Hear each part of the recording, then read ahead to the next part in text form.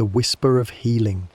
Tonight, our journey does not follow knights into battle nor kings into their throne rooms. We will not seek out grand conflicts or dramatic turning points of history. Instead, we seek something far quieter, more patient, and, in many ways, more fundamental. The gentle, humble arts of the medieval healer. We will walk through misty herb gardens at dawn, sit in the quiet stillness of a monastery library, and stand beside physicians as they gaze thoughtfully into flasks of amber liquid. This is a world defined not by steel but by simmering leaves, not by pronouncements but by whispered advice. It is the slow, methodical, and often misunderstood world of those who sought to mend and to soothe in an age of uncertainty. So before we begin this long and quiet exploration, find your comfort. Let the weight of the day dissolve, like a pinch of salt in a bowl of warm water. Allow your thoughts to slow, your breath to deepen. And if you enjoy these unhurried journeys into the forgotten corners of the past, consider leaving a like and subscribing. Your quiet support helps more than you can imagine. Now, the air is cool, the candles are lit. Our lesson in the slow arts of healing is about to begin. The healer's garden, a living apothecary. The foundation of nearly all medieval healing lay not in complex theories, but in the earth itself. The village healer's garden was their most important book, each plant a different chapter. It was often a small, cluttered patch of land behind a cottage, seemingly chaotic but organized by a logic invisible to the untrained eye. Let us spend some time here examining its contents in detail. Chamomile, the gentle soother. Let us first consider chamomile. You would find it growing in sunny patches, its flowers like small, cheerful daisies with bright yellow centers and delicate white petals. The plant itself had feathery, fern-like leaves with a light, sweet scent. The healer knew that the best time to harvest the flowers was on a dry, sunny afternoon. She would gather them by the handful, careful not to bruise the petals, and lay them out on a clean, dry cloth in a dark, airy shed. Over several weeks, they would slowly release their moisture, and their scent would transform, becoming richer with notes of apple and hay. Once fully dried, these flowers were a treasured remedy. Steeped in hot water, they produced a pale, golden tea, used to calm a restless mind or soothe an aching stomach. Willow, the tree of relief. Near any source of water, the healer would know where to find willow trees. With a small knife, she would carefully peel away the rough grey outer bark of a young branch to reveal the pale, moist inner bark. This would be cut into strips and laid out to dry. Once brittle, it was ground into a coarse powder using a stone mortar and pestle. The process was slow and repetitive. The resulting powder had a distinctly bitter taste, but it was understood to have a powerful cooling effect, making it a primary remedy for fevers and for easing the persistent ache of joints. Lavender and mint, scents of calm. No healer's garden was complete without lavender. The dried flowers were sewn into small linen pouches and placed under a pillow to promote restful sleep. Nearby, a patch of mint would be growing, easily identified by its square stem and serrated leaves. Its clean, sharp scent was instantly recognizable. Mint tea was a standard remedy for an unsettled stomach, its warming properties believed to restore order to the digestive system. The philosophy of being. The doctrine of signatures, reading God's map. Underpinning much of this herbal knowledge was a quiet philosophy, the doctrine of signatures. This was the belief that a plant's appearance was a clue to its purpose. Let us consider more examples. The herb betony, with its square stem and slightly reddish colour, was thought to resemble the structure of the head and neck, and so it was used for headaches. The brilliant blue, star-shaped flowers of borage were seen as uplifting, and so the plant was used to gladden the heart and dispel melancholy. This system provided a framework for remembering and teaching herbal knowledge, a visual map laid out across the fields. The four humours and the art of balance. The ultimate goal of the healer was to maintain balance through the theory of the four humours: blood, phlegm, yellow bile, and black bile. A patient's temperament, diet, and environment were all considered. For instance, a melancholic individual dominated by cold, dry black bile would be advised to avoid cold, dry foods like lentils and aged cheese. Instead, their diet should consist of warm, moist things, fresh bread, warm milk, chicken, and wine. A deeper look at diet and humours. Conversely, a choleric person full of hot, dry, yellow bile would be advised to avoid spicy, heating foods like mustard, garlic, and roasted meats. Their ideal diet would be cooling and moist: cucumbers, melons, boiled fish, and fresh dairy. A person with an excess of sanguine humour might be advised to eat moderately, avoiding rich foods that could overheat the blood. And phlegmatic person, dominated by cold, moist phlegm, would be advised to consume warming and drying foods like onions, peppers, and roasted game to counteract their sluggish nature. The university-trained physician, a different path of knowledge. Far from the village healer's cottage, a more formal kind of medicine was practiced by university-trained physicians. These were men who had spent years at universities like Salerno, Montpellier, or Oxford. They were literate and based their knowledge on ancient texts. Their primary authorities were the Greek physicians Hippocrates and Galen, and the Persian polymath Avicenna, whose encyclopedic work, The Canon of Medicine, was the ultimate medical textbook for centuries. Uroscopy, the window to the body. The most important diagnostic tool for the physician was the patient's urine, a practice known as uroscopy. The physician would have the urine collected in a clear glass flask called a matula. He would hold it up to the light, examining its colour, consistency, and sediment against a diagnostic chart, often shaped like a wheel. Pale, clear urine might indicate an excess of cold humour. A golden yellow was the sign of good health. A deep red could point to a problem in the liver. This slow, contemplative examination was considered a high art. Sphygmology, the language of the pulse. After examining the urine, the physician would take the patient's pulse. This was not simply counting beats. Physicians believed the pulse had a language of its own. They were trained to identify dozens of different types of pulses, each with a descriptive name. There was the ant-like pulse, a series of small, weak and irregular beats. The gazelle-like pulse was a strong beat followed by a weaker one. They might describe a pulse as undulating like a wave or serrated like the edge of a saw. The surgeon and the barber surgeon, a different kind of healer. It is important to understand the distinction between the physician and the surgeon. The physician was a scholar who diagnosed. The surgeon was a craftsman who worked with his hands. Surgery was not taught at most universities. It was a trade learned through apprenticeship, and surgeons were considered lower in status. They dealt with the visible, external problems of the body. The tools of the craft. The surgeon's toolkit was practical. It contained various knives and scalpels, probes for exploring wounds, forceps for removing foreign objects, and fine needles and silk thread for stitching. For broken bones, they had wooden splints and clean linen.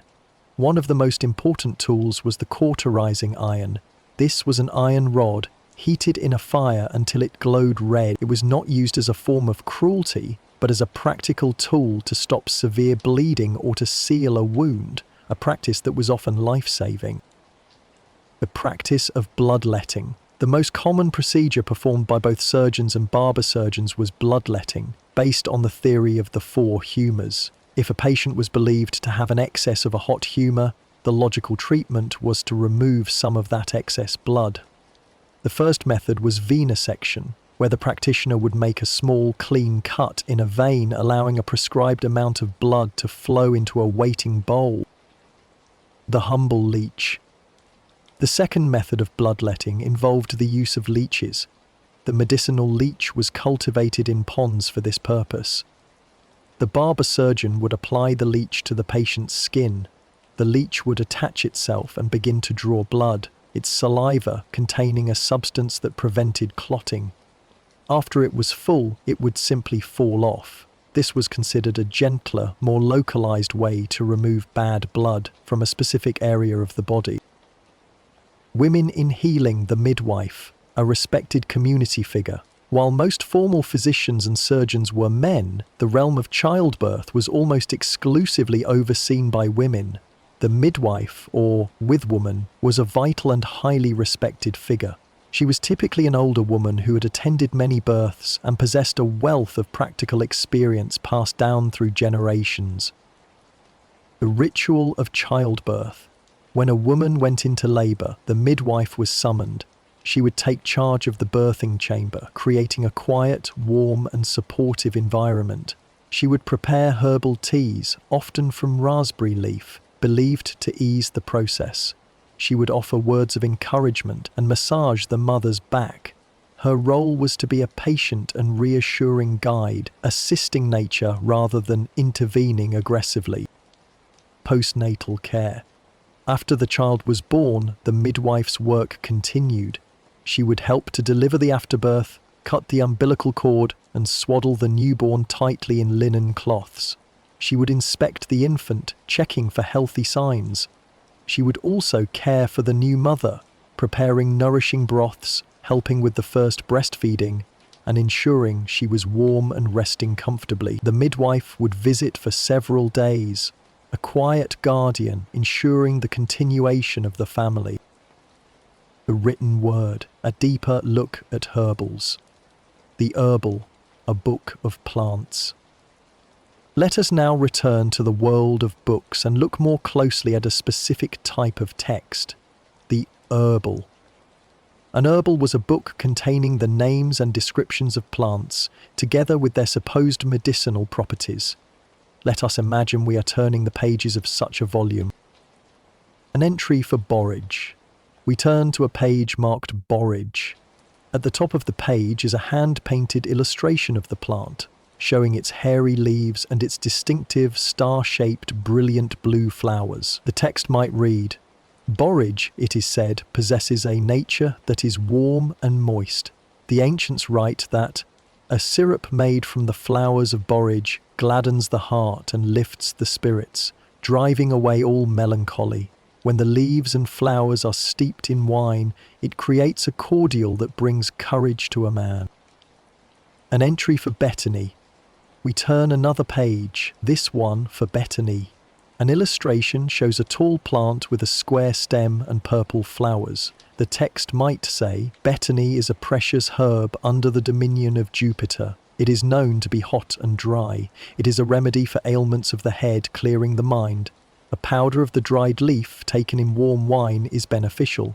It is also said that planting betony in a churchyard protects it from unwelcome." An entry for comfrey. Flipping further, we find comfrey, also known as knitbone.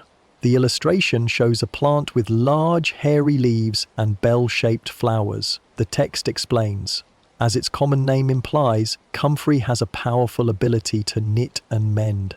The root, when grated into a poultice, is to be applied externally to broken bones. It helps the bone to set and heal cleanly. The same poultice can be applied to sores to encourage the flesh to close.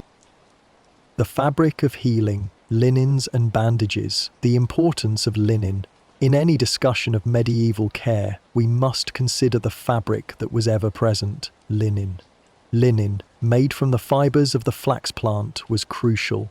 The process of creating it was itself a testament to patience.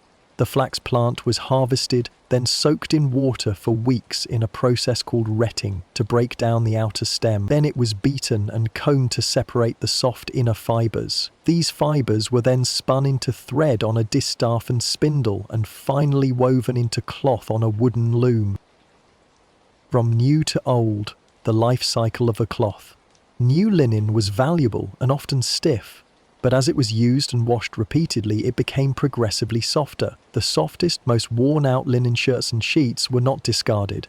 They were prized for medical use. This old, soft cloth was the perfect material for making bandages and compresses. It was gentle on the skin and highly absorbent. Families would carefully save their oldest, softest linen for this purpose, storing it away for times of illness or injury. The act of tearing this old cloth into long, neat strips for bandages was a quiet, domestic ritual of preparation. The hospital, a place of charity, the medieval hospital. We must be careful not to confuse the medieval hospital with its modern counterpart. The medieval hospital, often called a hospice or almhouse, was primarily an institution of charity, usually founded and run by a religious order. Its purpose was not necessarily to cure, but to care for those who could not care for themselves, the poor, the elderly, the infirm, and pilgrims on a long journey. Day in the life of a hospital. Life within the hospital was one of quiet routine and religious observance. The layout was often a single long hall or ward with simple beds or pallets lined up against the walls. At one end of the hall there was always a chapel, so that the residents could hear mass from their beds. The day was structured by prayer. The residents, known as inmates, would be woken by the bell for morning prayers. They would be given a simple, nourishing meal, usually a thick vegetable stew called pottage, bread and weak ale. The monks or nuns who ran the hospital would tend to their basic needs, cleaning the ward, washing their linens, and offering spiritual comfort. The focus was on providing a good death, a peaceful passing in a state of grace, as much as it was on sustaining life. The leper house, the art of isolation, a community apart. Among the most misunderstood institutions of the period was the leper house or lazar house. Leprosy or Hansen's disease was greatly feared, and those afflicted were required to live apart from society. These houses were always built outside the town walls, often near a major road where they could solicit alms from travelers. The rules of separation. The life of a leper was governed by a strict set of rules designed to protect the healthy population. Upon entering the house, the individual underwent a separation ceremony, much like a funeral, symbolizing their death to their old life. They were often required to wear a specific colored habit and to carry a clapper or bell to announce their presence when they traveled.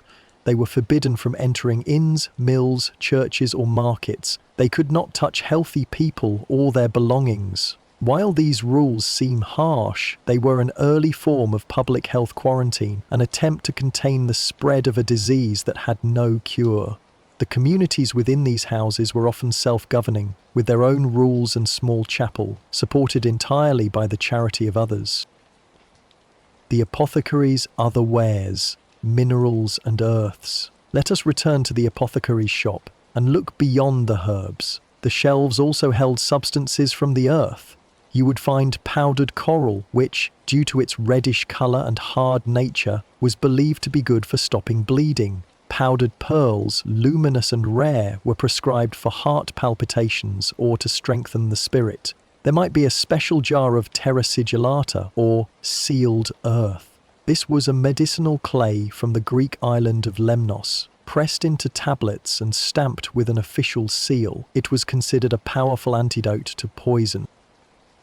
Animal products and theriac. The apothecary also stocked ingredients from the animal kingdom. You might find dried powdered toad, believed to have cooling properties, or the tusk of a boar, thought to be a protective amulet.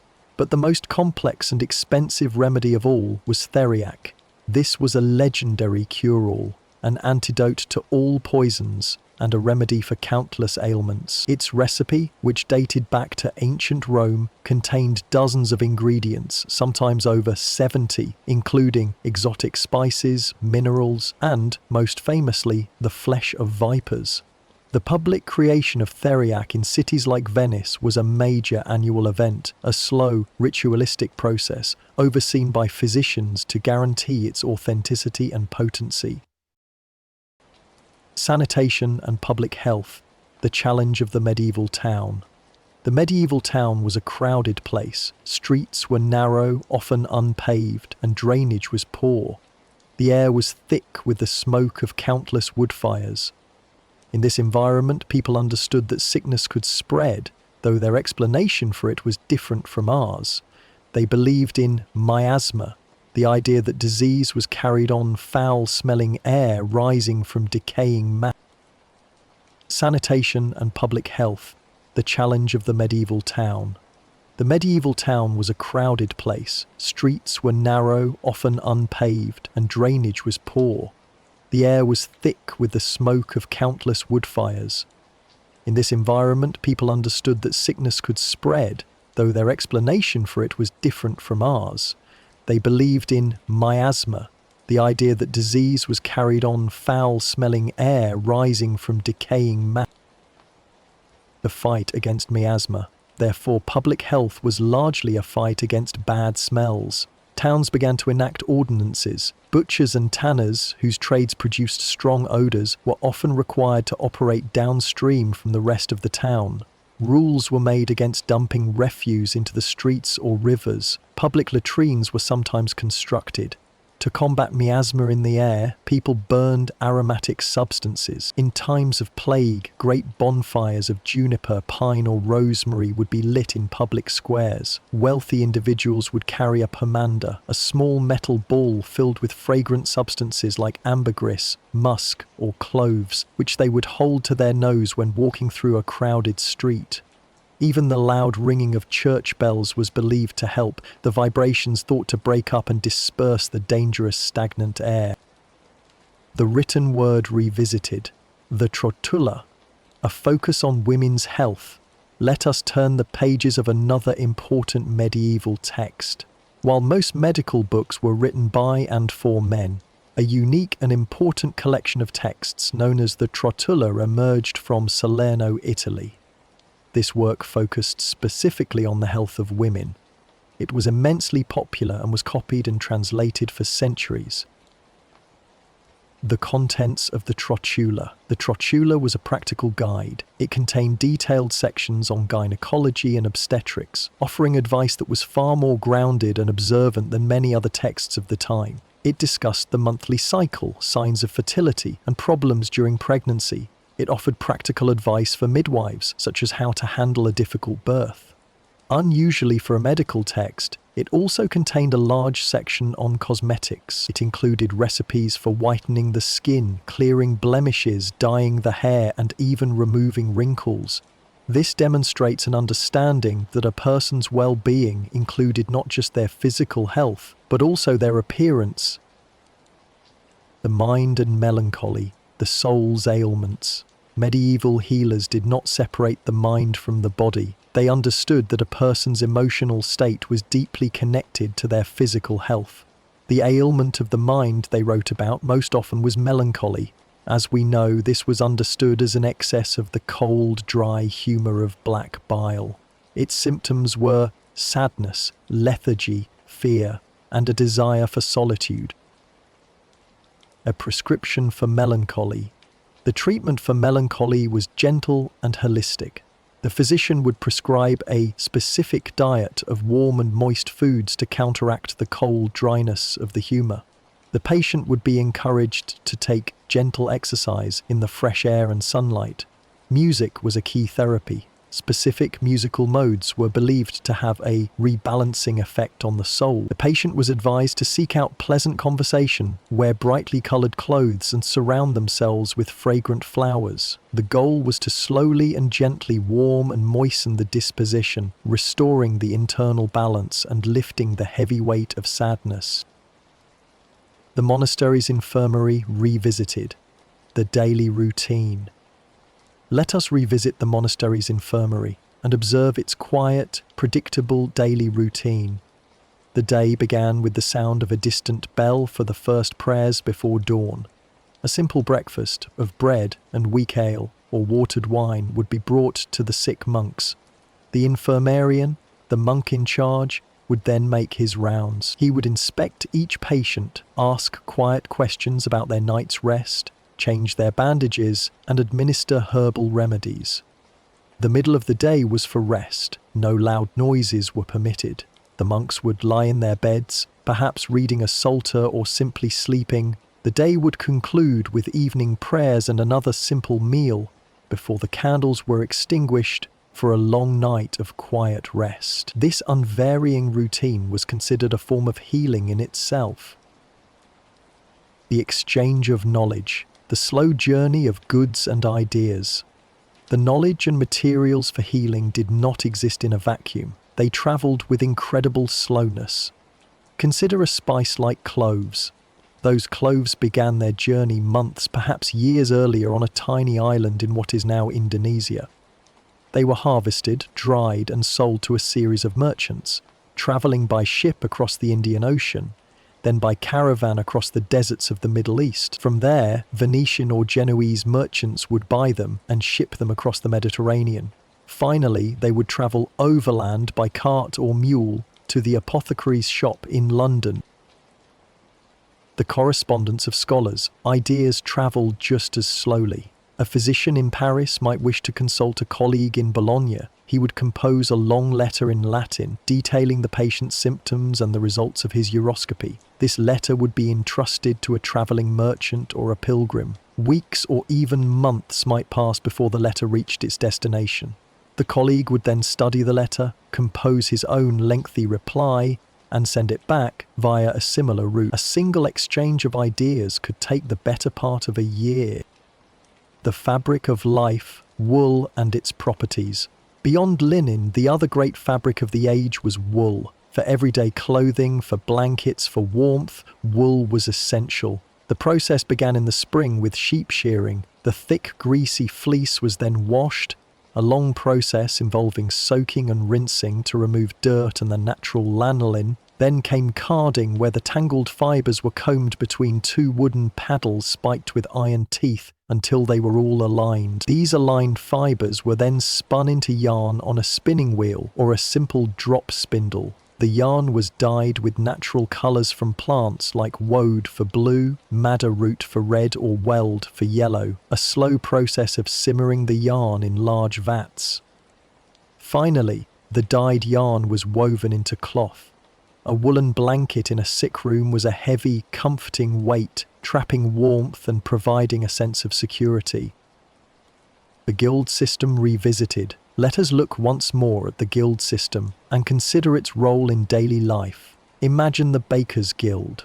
It set the price and weight of a standard loaf of bread, ensuring fairness for the townspeople. It inspected the quality of flour used by its members. It disciplined bakers who produced underweight loaves. The guild also served a social function. It collected dues from its members to support the widows and orphans of deceased bakers. It organised processions on feast days, with each member marching behind the guild's painted banner. It was a system of order, control, and community, a microcosm of the structured medieval world. The architecture of care. Consider the very buildings where care took place. The village healer's cottage was made of materials from the immediate surroundings. Timber frames filled with wattle and daub, a mixture of woven sticks, mud, straw and clay. The roof was thick thatch, providing excellent insulation. Inside, the floor was often packed earth, covered with fresh rushes. The monastery infirmary, by contrast, was built of stone, with high ceilings and tall, narrow windows, often with stained glass. The stone kept the interior cool in summer and cold in winter, but the thick walls also provided a profound sense of quiet and separation from the outside world. The architecture itself was a statement about the nature of the care provided within. The final fading of an era, a quiet legacy. And so, our long, unhurried walk through the humble arts of medieval healing comes to its final steps. We have sat in quiet gardens, deciphered the language of the pulse, and listened to the slow scratch of quills in silent libraries. We have stood in the fragrant workshops of apothecaries, kept vigil in the quiet chambers of the sick, and examined the very fabric of daily life. We have seen a world that tried to find order and balance in everything, in the humours of the body, the seasons of the year, the plants in the earth, and the stars in the sky. As you drift now into a deep and final sleep, let these quiet images remain. Picture the neat rows of a monastery's physic garden after a light rain. Picture the dusty light filtering through a physician's window onto a flask of amber liquid. Picture the slow, patient grinding of spices in a bronze mortar. The gentle smoothing of a linen sheet on a sickbed. History is often told through its loudest moments, its battles and its kings, but its true foundation is built on these quiet, repetitive, and enduring acts of care and preservation. The world of the medieval healer was, above all, a world of patience. And now, your own time for patience is over. The day is done. The lesson is complete. It is time for you to rest. Thank you for joining me on this most extended journey tonight. If these quiet histories bring you comfort and peace, please feel free to return for more stories told softly beneath the stars. Until then, may your own internal humours be in perfect balance, and may your rest be deep, untroubled, and profound. Good night. Our primary journey through the healer's arts has now come to its gentle conclusion. But perhaps, for you, the path to rest is a longer one tonight. There is no need to hurry. If you find that your mind is still wandering, then consider what follows to be a quiet offering made especially for you. We will now move beyond the garden and the physician's study to look even closer at the slow, patient, and methodical craft that supported their world. This is simply a deeper, more unhurried observation for any who wish to linger in the stillness a little longer. So, simply continue to rest and let us begin again, but more slowly this time. The unseen foundations of care, the scriptorium, the preservation of knowledge. We have spoken of the herbal and the medical text, but let us now consider the immense, patient labour required to create such an object. The knowledge of the healer was preserved not just in memory but on the page, and the creation of a single book was a slow, sacred, and deeply physical process. We now move from the infirmary to the monastery's scriptorium, a quiet room where the silence is broken only by the scratch of a quill on parchment. The making of the page. Before a single word could be written, the page itself had to be created. The scribe did not work on paper but on vellum or parchment made from the treated skin of a sheep, goat, or calf. The process was laborious. The animal skin was first washed and then soaked for days in a bath of lime and water, which loosened the hair and fat. Then the skin was stretched taut upon a large wooden frame. The parchment maker, using a special curved knife with a rounded blade, would scrape the surface of the skin, removing any remaining hair and flesh. He would scrape and scrape, his movements even and rhythmic, until the hide was a uniform thickness. As it dried on the frame, it became tight like a drumhead. Finally, he would rub the surface with powdered pumice stone to create a smooth, almost velvety finish, ready to receive the ink. This long process transformed a simple animal hide into a stable, durable, and precious surface for the written word. The scribe at his desk. The scribe would sit at a slanted wooden desk designed to hold the page at the correct angle. His first task was to rule the page. Using a sharp awl and a straight edge, he would prick tiny, almost invisible holes along the margins of the page. He would then use a stylus of lead or silver to connect these holes, creating faint, precise horizontal and vertical lines that would guide his hand and ensure the text was perfectly aligned. He would then take up his quill. He would dip it into a pot of dark, iron gall ink, wiping any excess on a nearby cloth. Then the writing would begin. The scribe did not write quickly. Each letter was formed with a series of separate, deliberate strokes. The quill would move down, creating a thick, heavy line, and then across or up, creating a thin, delicate one. The only sound was the quiet, rhythmic scratch, scratch, scratch of the nib moving across the surface of the vellum. To copy a single page could take hours. To copy an entire book could take many months or even years of silent, focused, and devotional labour. It was a physical act of preservation, a transference of knowledge through the slow, steady movement of a single hand. The illuminator's touch. Once the scribe had finished the text, the page might be passed to another specialist, the illuminator. This was the artist who would add the vibrant colors and shimmering gold that made the manuscript a treasure. His work was even more meticulous. For an illustration or a large decorative first letter, he would first sketch the design lightly with a lead stylus. To apply gold leaf, he would first lay down a raised base of gesso, a delicate mixture of plaster and glue. After allowing it to dry, he would breathe upon the gesso. The moisture of his breath would create a fleeting tackiness on the surface. Upon this, he would lay a whisper-thin sheet of gold leaf. He would then press it down gently with a piece of soft cotton and burnish it with a smooth, hard stone, often agate or a wolf's tooth, until it shone with the brilliance of solid gold. The colors he used were ground by hand from minerals, plants, and insects. Lapis lazuli from distant Afghanistan was ground into a powder to create a brilliant, radiant blue. Malachite produced a deep green. Cinnabar, a toxic mineral of mercury, created a vibrant vermilion red.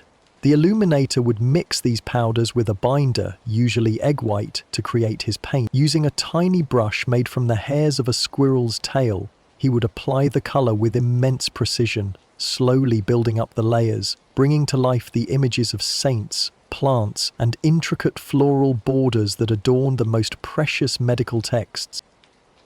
The monastery's order, an architecture of well-being. The act of healing in a monastery was supported by the very design of the building itself. The entire monastery was a machine for living, designed to promote order, contemplation, and both spiritual and physical health.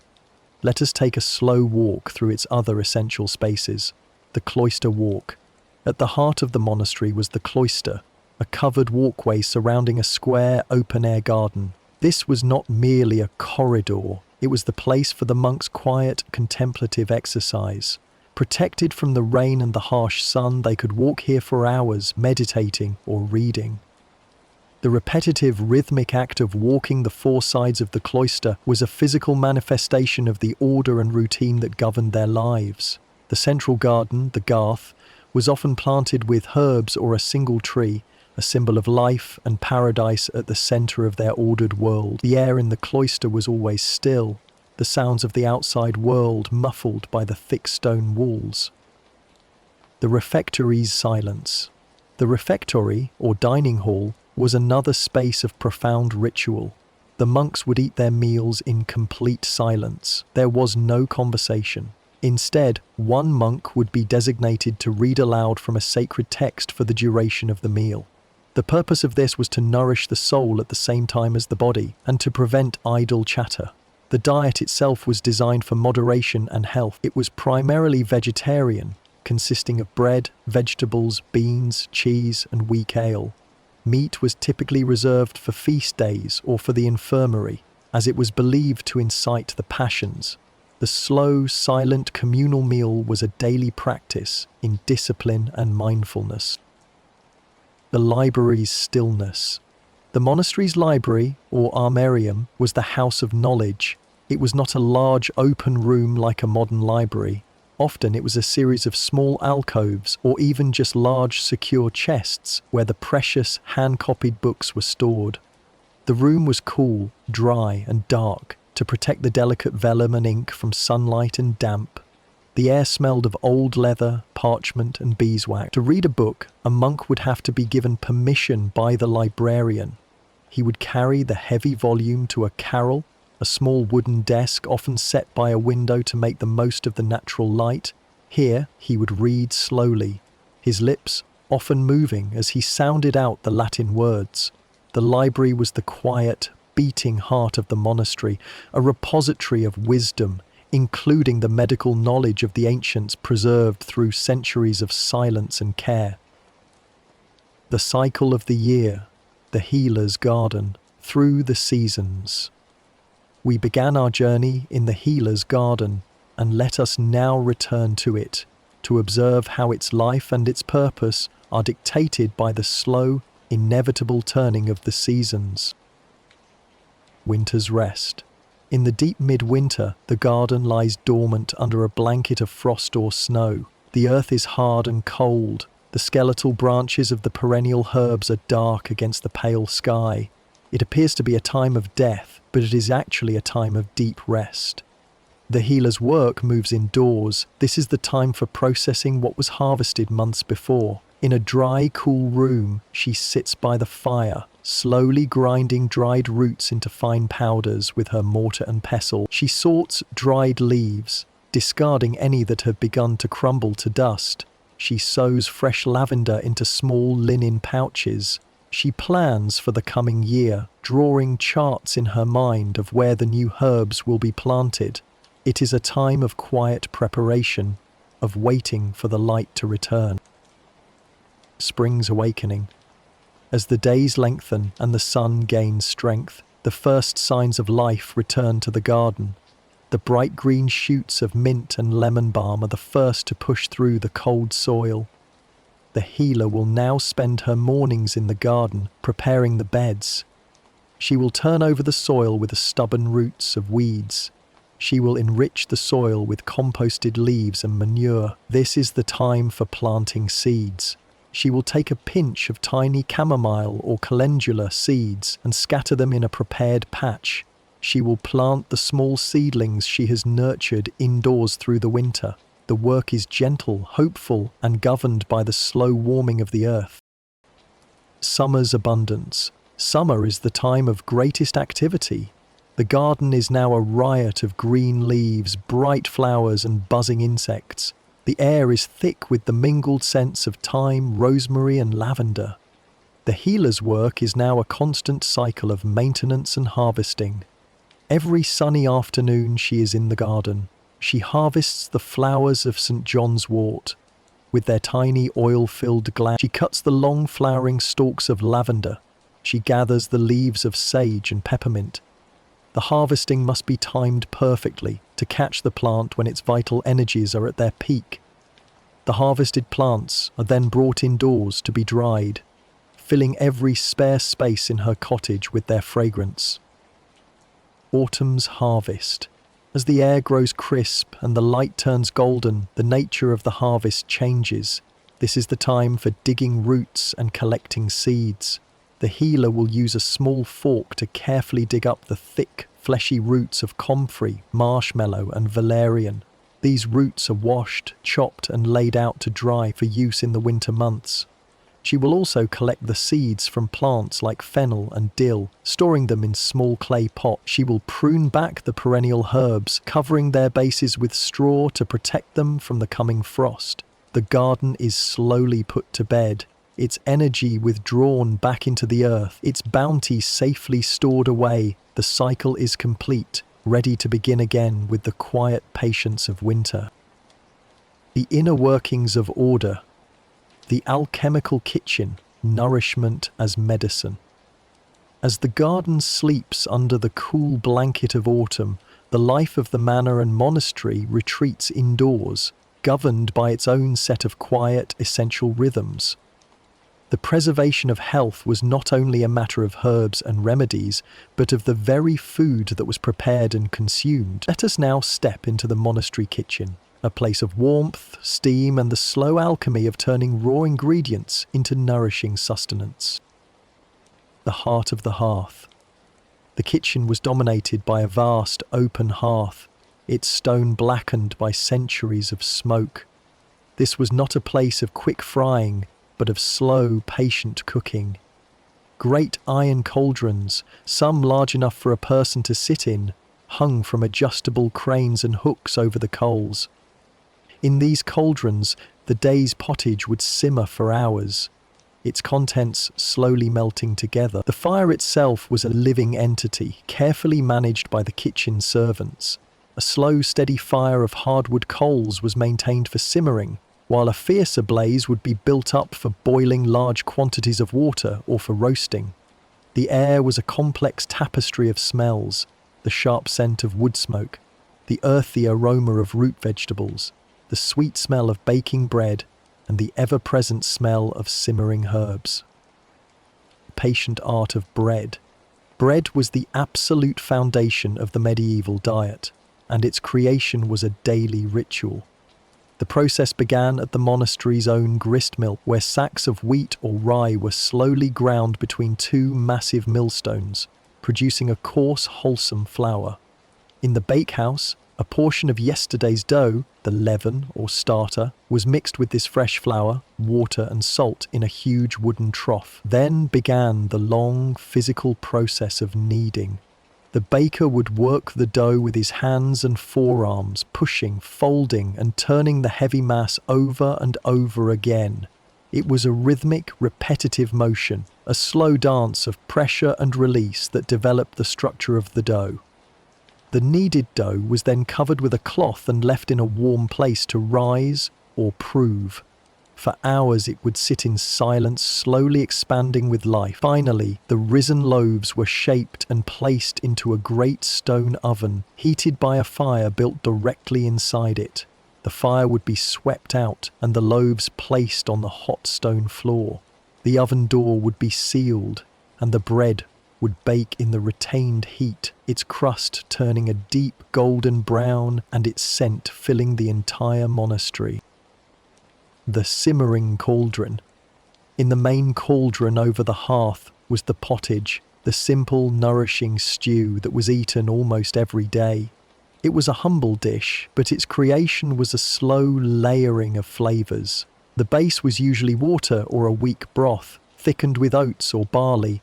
Into this went the vegetables from the garden, chopped leeks, onions and carrots along with cabbages and beans. Herbs were added for both flavour and their medicinal properties. Sage for digestion, thyme for coughs, parsley for freshness. The pottage was never boiled aggressively, but left to simmer gently for hours, the ingredients slowly softening and releasing their flavours into the broth until it became a thick, savoury and easily digestible meal. The quiet work of preservation. With no means of refrigeration, the preservation of food was a constant and vital concern. The kitchen was also a workshop for extending the life of the harvest. Fruits from the orchard, like apples and pears, were peeled, cored, and sliced into thin rings.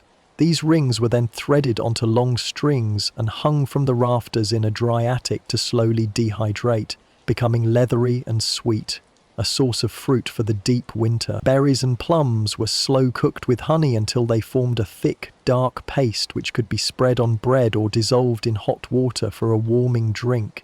Vegetables like cabbage were shredded, salted, and packed into large clay crocks to ferment, becoming a medieval version of sauerkraut. This slow, patient work of preservation was a constant battle against decay, an act of foresight that ensured the community's survival through the leanest months of the year. The fabric of cleanliness, the work of the lavatorium.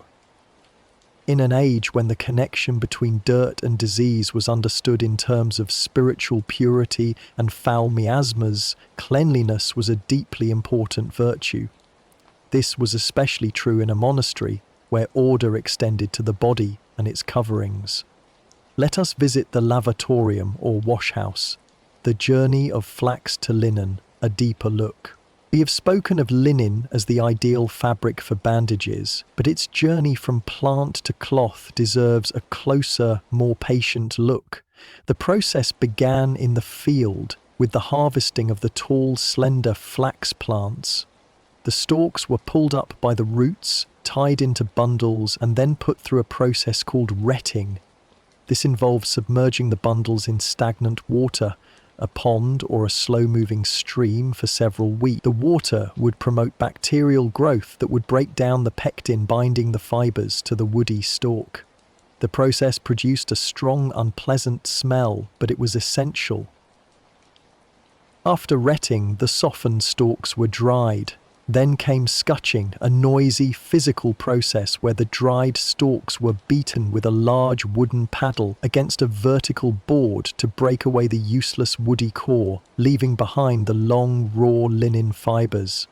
These rough fibres then had to be heckled.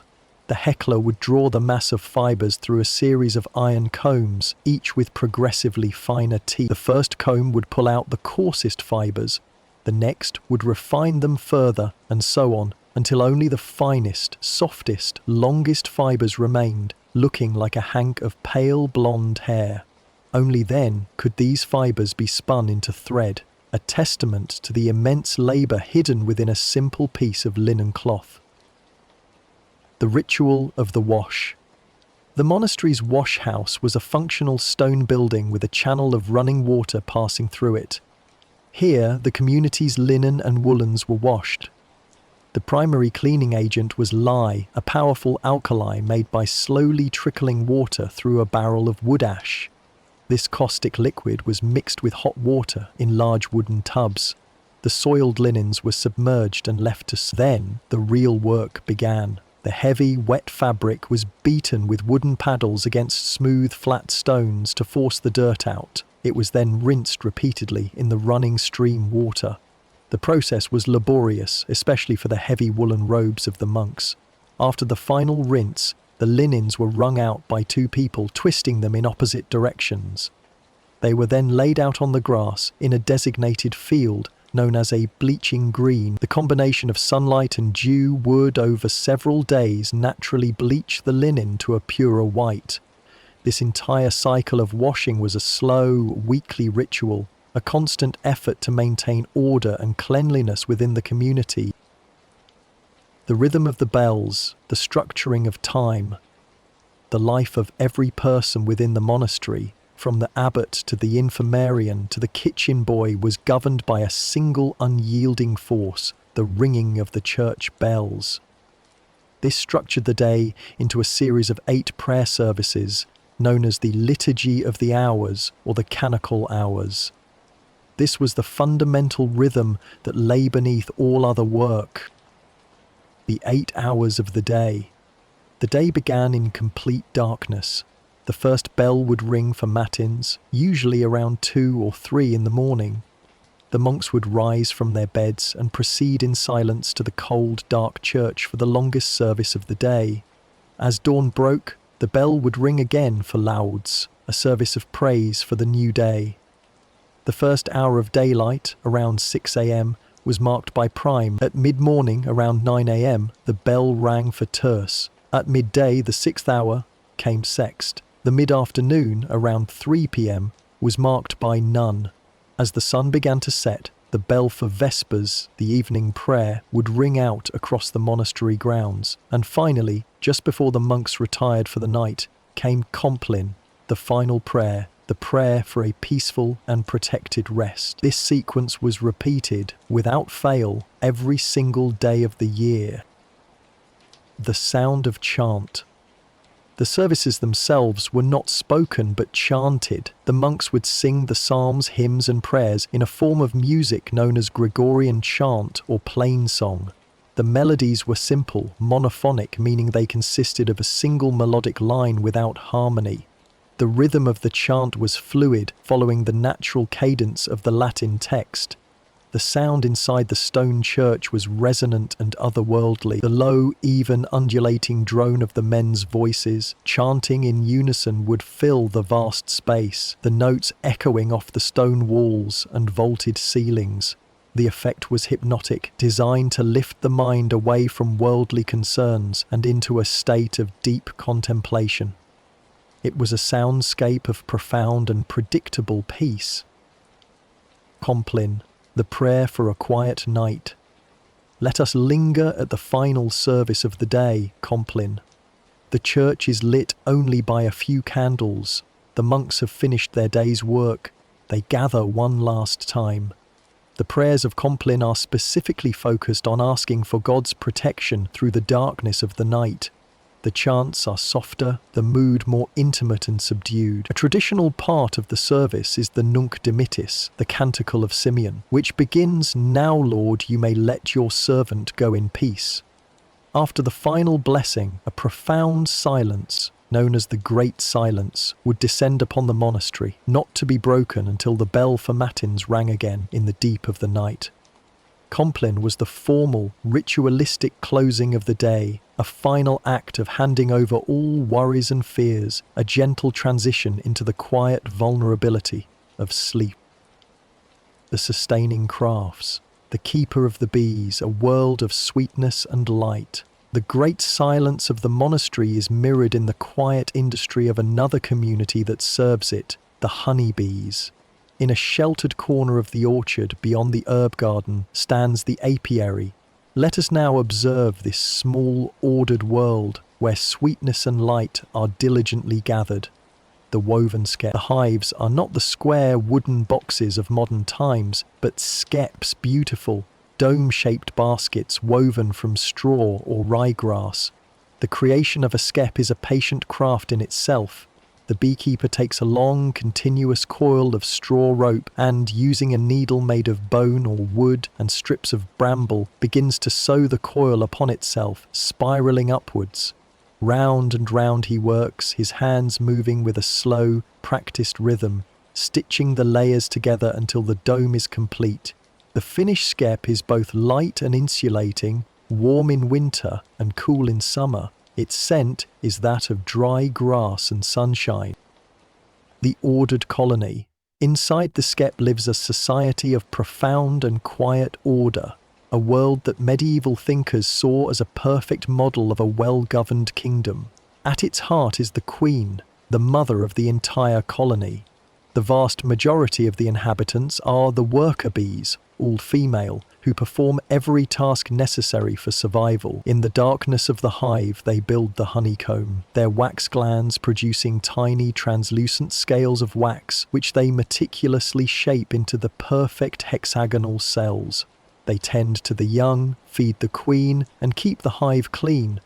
Other workers fly out from the skep, their quiet, low hum a constant, gentle sound in the garden. They move from flower to flower, methodically gathering nectar and pollen, their legs becoming heavy with golden dust. Their entire existence is one of selfless, unceasing, and silent labor. The greater systems, the measure of the year, the liturgical calendar. We have observed the structure of a single day, marked by the ringing of the bells, but this daily rhythm was itself nested within a much larger, slower rhythm, the liturgical year. The medieval understanding of time was not linear and endless, but cyclical, a great wheel turning through seasons of fasting and feasting, penitence and celebration, all centered around the life of Christ. The wheel of the seasons. The ecclesiastical year did not begin on the 1st of January, but with the season of Advent, 4 Sundays before Christmas. This was a time of quiet, watchful waiting, of penance and preparation. The colours of the church vestments were a sombre violet. The diet in the monastery would become simpler. Following Advent came the 12 days of Christmastide, a period of feasting and celebration. After a period of ordinary time, the calendar would enter its most solemn season, Lent. This was a period of 40 days of fasting and deep contemplation leading up to Easter. In the monastery, this meant a severe restriction of diet. No meat, no eggs, no dairy. The meals were smaller, the mood more sombre. The purpose was to purify the body and soul. Lent culminated in Holy Week, the most sacred and sorrowful time of the year. Then, with the dawn of Easter Sunday, the great fast was broken. The mood of the entire world seemed to lift. Eastertide was a 50-day season of joy and celebration, the longest feast of the year. The vestments were white and gold. The food was plentiful. After Eastertide came the long season of Pentecost, or ordinary time, that would stretch through the summer and autumn, a long green season of work and steady growth, until the great wheel turned once more to Advent. This annual cycle gave a deep, predictable, and spiritual structure to the entire year. The calculation of Easter. The computus. The date of Easter was not fixed. It was a movable feast, and its calculation was one of the most important intellectual tasks of the medieval church. This science was called the computus. Easter had to fall on the first Sunday after the first full moon, on or after the vernal equinox. To predict this date years in advance required a sophisticated understanding of both the solar calendar, the 365-day year, and the lunar calendar, the cycles of the moon. Monks in scriptoriums would consult complex tables and perform intricate calculations, mapping the 19-year metonic cycle of the moon against the Julian solar calendar. These computations were recorded in special sections of manuscripts. The work was abstract, intellectual, and deeply methodical, a quiet yearly ritual to ensure the heart of the liturgical calendar beat at the correct time. The managed wild, the life of the forest. Beyond the ordered fields and gardens of the estate lay the forest. To the medieval mind, the forest was a place of wildness, danger, and folklore. But it was also an essential and carefully managed resource, another system of slow, cyclical production. The woodward's domain. The forester, or woodward, was the guardian of the Lord's woodlands. His duties were manifold. He patrolled the forest paths, watching for poachers or for people taking more wood than they were permitted, but he was also a manager. He knew which trees were ready for felling, which areas needed to be thinned to promote healthy growth, and which lands were best for grazing the Lord's swine on acorns in the autumn. He understood the forest not as a wilderness, but as a slow-growing crop. The slow art of coppicing. Much of the wood needed for fuel, fencing, and tool-making was not gathered from felling great trees, but through a sustainable practice called coppicing. A section of the woods would be designated, and the trees within it, often hazel, ash, or willow, would be cut down to their stumps. From these stumps, or stools, new straight shoots would begin to grow. The area would be fenced off to protect these young shoots from being eaten by deer or livestock. For 7, 10, or even 15 years, these shoots would be left to grow into long, straight poles. Then the woodward would return and harvest them. The cycle would then begin again. The entire forest would be divided into sections, with one section being harvested each year, ensuring a continuous, predictable supply of wood without ever destroying the forest itself. It was an act of profound ecological patience. The charcoal burner's mound. Deep within the forest, one might find the solitary camp of a charcoal burner. His work was essential for the blacksmith, who needed the intense, clean heat of charcoal rather than wood for his forge. The charcoal burner's process was slow and smoky. He would begin by cutting logs of wood into uniform lengths and stacking them into a large conical mound, carefully arranged with a chimney-like opening in the center. He would then cover this entire mound with a thick layer of turf and damp earth, leaving only a few small vents. He would then drop burning embers down the central chimney to light the wood from the inside. The wood was not meant to burn with open flame, but to smoulder in a low-oxygen environment. For days, sometimes up to a week, the burner had to watch the mound constantly, day and night. He would observe the color and smell of the smoke coming from the vents, opening or closing them to control the airflow and ensure an even charring process. He would sleep in a small, rough hut nearby, his sleep light always attuned to the state of his smouldering mound. When the process was complete, the mound was allowed to cool for several more days before being carefully opened, revealing the brittle, black, and valuable charcoal within. The harvest of honey and wax. The harvest of honey was a delicate affair. The beekeeper would use a smouldering piece of dried cloth or punk wood to create a cool, gentle smoke, which he would puff into the entrance of the skep. The smoke did not harm the bees, but it calmed them, masking their alarm pheromones and encouraging them to feed on honey, making them more docile. He would then gently lift the heavy skep and, with a sharp knife, carefully cut away the outer combs, which were heavy and dripping with rich, dark honey. He would always leave more than enough for the bees themselves to survive the winter. This harvested comb was the source of two precious commodities. It was taken to a warm room and placed on a linen cloth, stretched over a large clay pot. The honey, thick and fragrant, would slowly, patiently, drip through the cloth, a thread of liquid gold, leaving the wax behind. This honey was the primary sweetener of the age.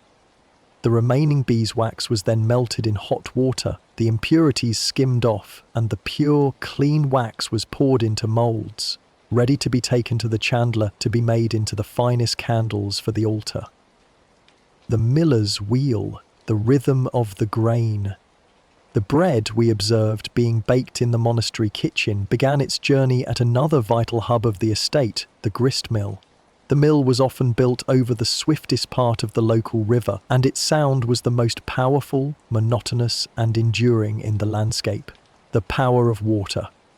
Let us examine the great water wheel.